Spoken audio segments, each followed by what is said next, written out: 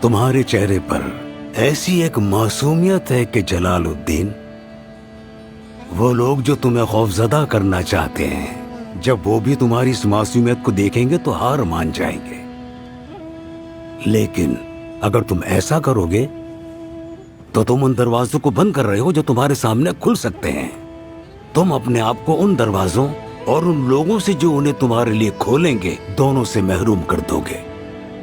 کون جانے، ہو سکتا ہے کہ ان دروازوں کے پیچھے کوئی ہو جو اپنے آپ کو تمہارے سامنے ظاہر کرنا چاہتا ہو، کوئی ایسا شخص جو تمہاری طرح ہو سکتا ہے کہ تم اتنے اچھے دوست بن جاؤ، اتنے اچھے ساتھی بن جاؤ تو دوستی اور ساتھی کا نام ہی بدل جائے۔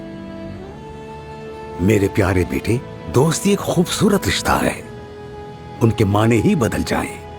اپنے آپ کو ان سب سے محروم مت کرو جلال الدین۔ تاہم اس سے کوئی فرق نہیں پڑتا کہ میں کیا کہوں۔ تمہارا خوف دور ہوتا نظر نہیں آ رہا، چلو دعا کرتے ہیں۔ یا الہی، ہماری حالت کے مطابق ہمارے ساتھ سلوک نہ کرنا، اپنے فضل و کرم سے ہمارے ساتھ سلوک فرما۔ یا الہی، ہماری حالت کے مطابق سلوک نہ کرنا، اپنے فضل و کرم سے ہمارے ساتھ سلوک فرما۔